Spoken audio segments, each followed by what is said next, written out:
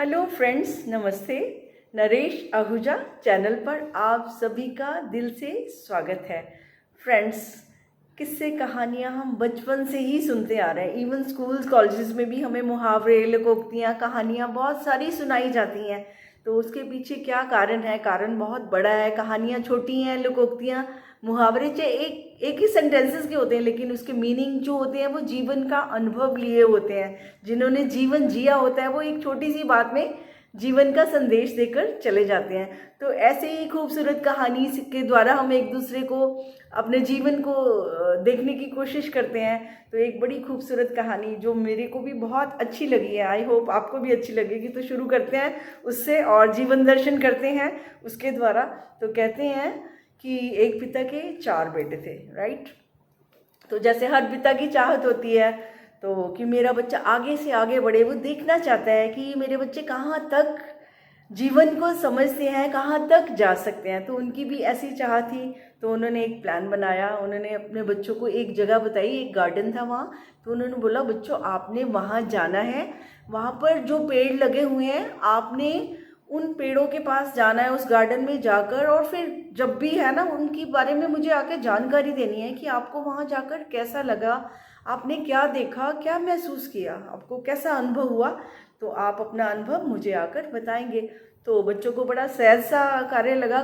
ठीक है, क्योंकि जो छोटी छोटी बातों में बड़ी बड़ी बातें छिपी होती हैं, वो तो जो जीवन जी रहे होते हैं उनको मालूम होता है कि ये सब क्यों हो रहा है। तो बच्चे चले गए बारी बारी। जब जिसको समय मिला तो बच्चों ने अपना प्लान बना लिया, प्रोग्राम बना लिया जाने का।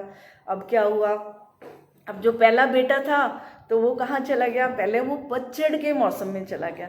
अब पतझड़ में आपको मालूम है ना क्या होता है, पत्ते जो है पेड़ों से गिर जाते हैं। तो उसने भी यही देखा कि पेड़ से सारे पत्ते ही गिर चुके हैं, ठीक है। और पेड़ ऐसे खाली सा लग रहा था ना, उस पर हरियाली भी नहीं थी।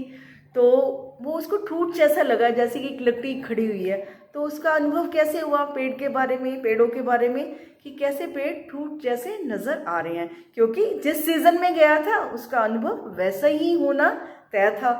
तो अब जब दूसरे बेटे की बारी आई तो उसको जब टाइम मिला तो वो ऐसे सीजन में गया जबकि जो है ये थोड़ी पतझड़ का खत्म होने वाली थी। यानी फिर क्या था, पेड़ों पे नन्हे नन्हे पत्ते आने छोटे छोटे शुरू हो गए। तो पेड़ थोड़े थोड़े अपना ग्रो करने लगा था। जैसे कि लाइफ की ग्रोथ होती है, बचपन से मैच्योरिटी तक जाते हैं, तो सीजन भी ऐसे ही होते हैं। तो इस तरह से तो देखा उसने पेड़ों को, तो वहाँ पर भी छोटे छोटे प्यारे प्यारे पत्ते आ रहे थे। तो उसने बोला कि हाँ, उसको टूट जैसा नहीं लगा क्योंकि थोड़ी उसको ग्रीनरी देखने को मिली और उसको लगा कि ये प्रोसेस है अभी और ये आगे जाएगा। तो फिर भी उसको अच्छा लगा ये देख के। तो उसका अनुभव में आ गया कि पेड़ पर जो है छोटे छोटे पत्ते हैं, हरे भरे थोड़े थोड़े पत्ते होते हैं, ज़्यादा नहीं होते। तो उसका ऐसा अनुभव हो गया।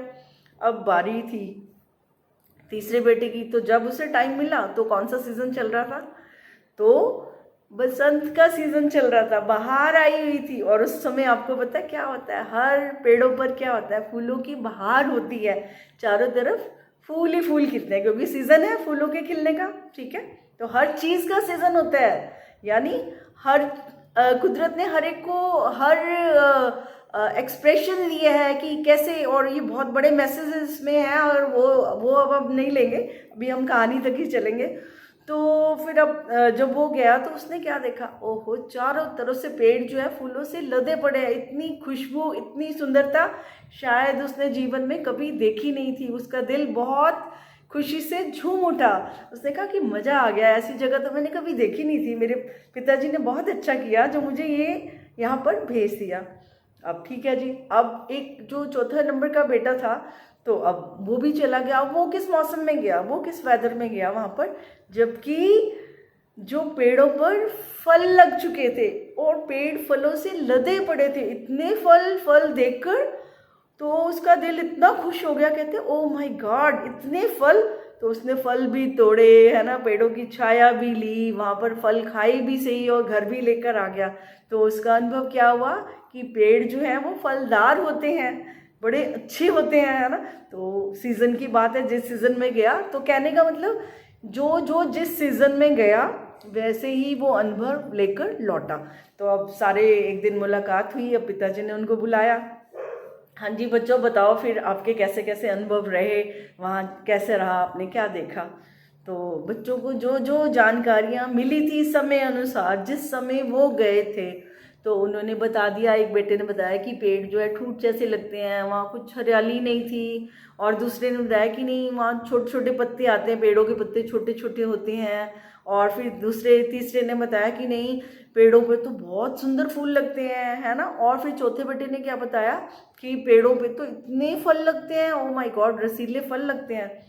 तो कहने का क्या मतलब है, कहानी हमें कहाँ पर लेकर जा रही है, ये हमें बहुत बड़ा मैसेज दे रही है कि हम इंसानों की फितरत भी कुछ ऐसी ही है।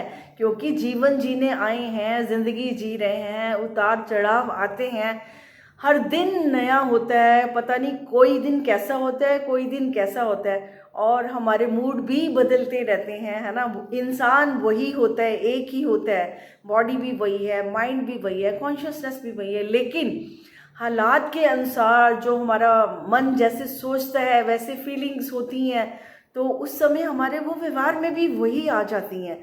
ये नहीं होता कि हम वैसे ही हैं, ओरिजिनली तो हम बिल्कुल शांत प्रेममयी इंसान हैं। हमारे पास वो सारी दौलतें हैं जो ईश्वर ने दी हैं। अगर वो हम ग्रो कर लेते हैं तो वो हमेशा वो फलों के रूप में मिलती भी है हमें।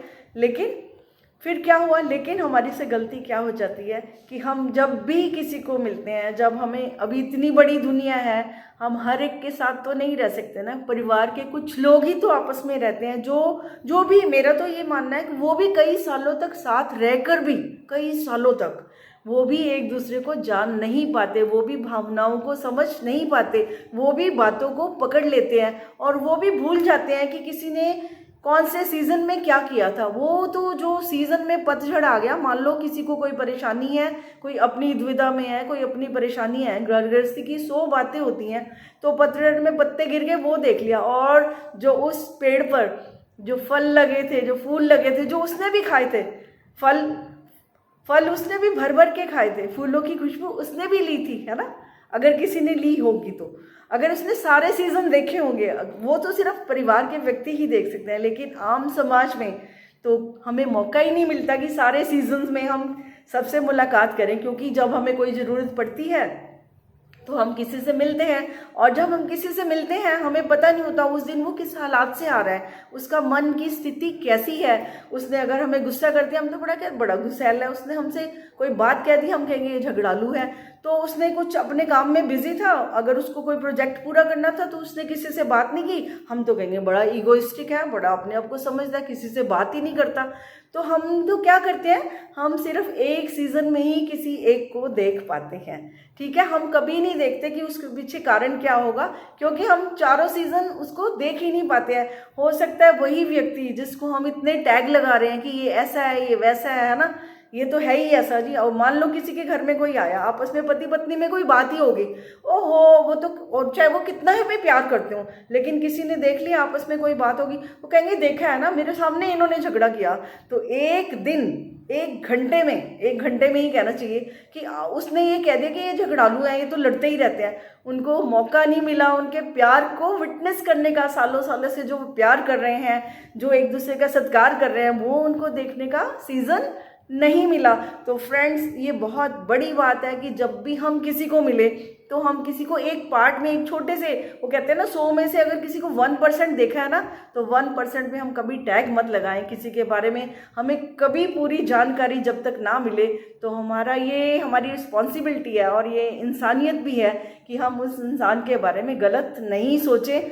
क्योंकि हालात, स्थितियाँ किसी को किस मोड में ले आती हैं कई बार हमें मालूम नहीं होता, लेकिन ओरिजिनली बेसिकली वो इंसान कैसा होता है उसे जानने के लिए, तो जैसे मैं कह रही हूँ ना कि घर वाले भी समझ नहीं पाते सालों तक, तो आप और हम एक दूसरे को थोड़े समय के लिए मिलते हैं तो कैसे एक दूसरे को जान पाएंगे।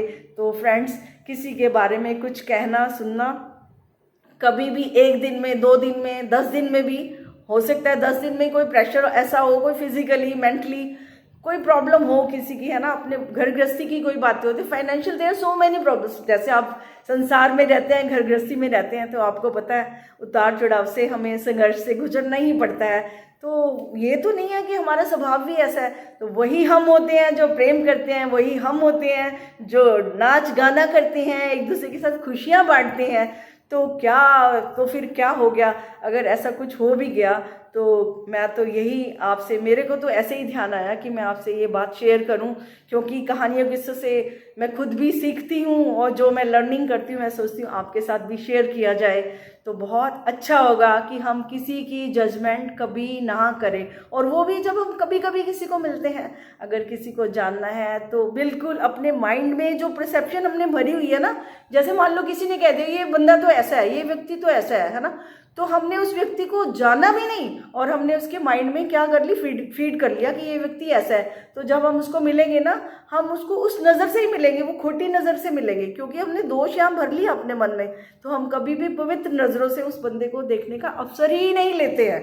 तो अगर किसी को देखना है तो शुद्ध भावना से, शुद्ध हृदय जो होता है ना, हार्ट होता है, वो हार्ट को टच करता है। तो अगर आप वाइब्रेशंस को जानते हैं, वैसे तो हम सारे ही वाइब्रेशनल बीइंग हैं, तो अगर आपको ये बात समझ है तो आपकी जो वाइब्रेशंस हैं वो जैसी जितनी प्योर हैं वो दूसरे को भी पहुंच रही हैं, वो उसको रिसीव कर रहा है। आप चाहे बोल रहे हैं या नहीं बोल रहे, जो आप यहाँ सोच रहे हैं वो वहाँ तक जा रहा है।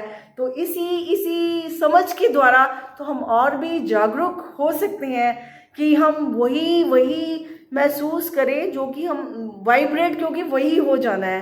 तो हम कहेंगे हमने अच्छा किया तब भी बुरा हुआ है, क्योंकि हम यहाँ अच्छा नहीं सोच रहे थे।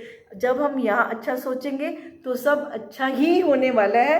प्रेम यहाँ पर होगा तो प्रेम वहाँ से भी आने ही वाला है। तो फ्रेंड्स, कभी भी किसी को हम थोड़े से समय में कोई जज ना करें, है ना, किसी को भी हम कोई टैग ना लगाएं। सब बहुत अच्छे हैं, बहुत अपनी जर्नी पर आए हैं सब, है ना। किसका कैसा वक्त है वो सब जर्नी में है ना, कोई कहाँ तक पहुँचा है, कोई कहाँ तक पहुँचा है। तो अक्सर हमें जो नीचे खड़े होते हैं ऊपर वालों को कहते हैं ओहो, उनको उतना ऊपर वालों को जो दिखाई देता होता है ना, तो नीचे वालों को वो दिखाई नहीं देता। तो लेवल्स हैं ये, है ना। तो जहाँ जहाँ हम जैसे जैसे बढ़ते जाते हैं हमें दूसरों की भी समझ आती जाती है। तो फ्रेंड्स, इसी प्रार्थना के साथ, इसी कहानी से हम शिक्षा लेते हुए ज़िंदगी को खूबसूरती से जिएंगे। और ये तो एक बहुत सुंदर तरीका होगा किसी को प्यार करने का, किसी को सत्कार देने का। कितना खूबसूरत तरीका है कि हम उसके बारे में सोच को पवित्र रखें, सही रखें, और इस तरह से सारी तरफ ही, चारों तरफ हमें खुशी और सुंदरता का ही अनुभव होगा। और शुरुआत ये हमसे ही हो सकती है, क्योंकि मन हमारा है, सोच हमारी है, और हमने फीड भी हमने इसको खुद ही करना है, अपने माइंड को सजेशंस भी खुद देनी है, और सोचना समझना भी खुद है। तो अपनी खुद की शक्ति को पहचानिए और उसको सबके लिए, अपने लिए सबसे पहले, अपनी शुद्धता बुद्धता के लिए, और फिर वो जब हम शुद्ध बुद्ध हैं तो जब फूल खिलते हैं तो खुशबू तो फैलनी तय है। तो फ्रेंड्स, इस तरीके से हम जब चलेंगे तो हम सबको एक दूसरे से मिलने पर बहुत खुशी होगी, बहुत अच्छा लगेगा। तो इसी शुद्ध भावना के साथ मैं अब आपसे विदा लेती हूँ। फिर नेक्स्ट वीडियो में बात करेंगे, मुलाकात करेंगे। तब तक के लिए इजाज़त लेती हूँ friends. Thank you very much friends.